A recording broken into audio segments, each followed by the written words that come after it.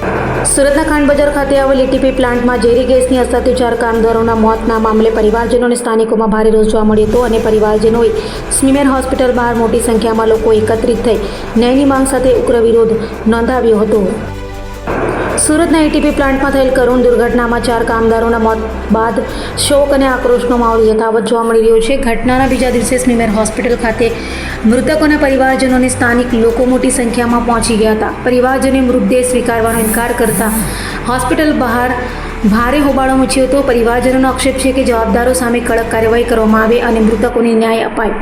ન્યાયની માંગ સાથે મોટી સંખ્યામાં લોકો પીએમ રૂમ બહાર એકત્રિત થતા હોસ્પિટલ પરિસરમાં ચુસ્ત પોલીસ બંદોબસ્ત ગોઠવવામાં આવ્યો હતો। લોકોમાં ભારે રોષ અને આક્રોશ જોવા મળ્યો હતો। પરિવારજનોએ સ્પષ્ટ ચેતવણી આપી છે કે જ્યાં સુધી તેમને ન્યાય નહીં મળે અને જવાબદારો સામે કડક પગલાં નહીં ભરાય ત્યાં સુધી તેમની લડત ચાલુ રહેશે। હાલ સમગ્ર મામલે લોકોની નજર તંત્ર અને પોલીસની આગામી કાર્યવાહી પર મંડાયેલી છે।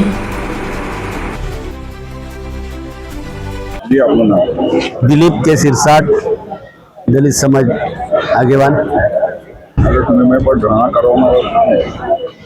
ગઈ કાલે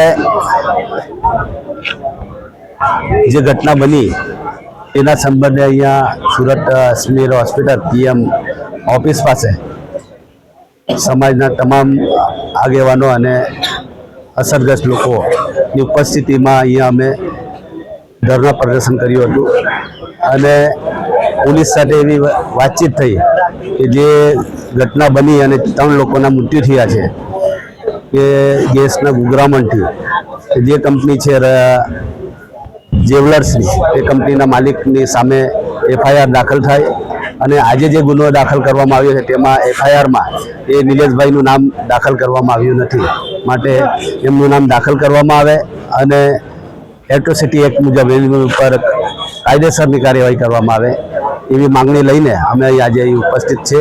અને અમારી માંગણી છે કે જ્યાર સુધી નિલેશભાઈનું નામ મુખ્ય આરોપીમાં નાખવામાં નહીં આવે ત્યાર સુધી અમે આ લાશોને અહીંથી લઈ જવાના નથી। મારું નામ આશાબેન વિનોદભાઈ મંગળે। અમે આજે સ્મીમેર હોસ્પિટલ આવ્યા છે। કાલે જે આપણા સમાજના 2 મજૂર અને એક કોળી સમાજનો એક મજૂર એમ રતિ જ્વેલર્સમાં જે ઘટના બની છે, જે ગેસના ગુંગળામણના કારણે જે આપણા મજૂરોનું ડેથ થયું છે, એના પ્રદર્શન માટે અને એમને ન્યાય મળે એના માટે અમે આવ્યા છે। અને જો એ લોકો મજૂરોને ન્યાય નહીં મળે તો અમે અહીંયા જ હજુ ધરના પ્રદર્શન કરશું અને અહીંયાથી જે મજૂરોની લાશ છે તે લાશ અમે અહીંથી લઈ જવાના નથી અને અહીંયા જ અમે એ લાશ માટેનું જે પ્રોસેસ છે તે અહીંયા જ પૂરું કરવાના છે અને અહીંયા જ અમે ધરના પ્રદર્શન માટે બેસવાના છે।